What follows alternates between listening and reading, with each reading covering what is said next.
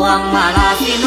นำกายว่าที่นำมโนน้อมขึ้นสักการขอบารมีฤทธิ์ที่พระทรงญาณดวงพรนานั้นจงอำนวยสุขผ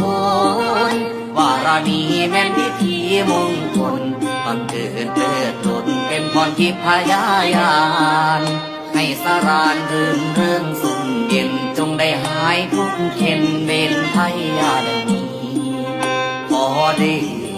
แห่งบารมีดวงพ่อนาคมีคุ้มเก้าเกศา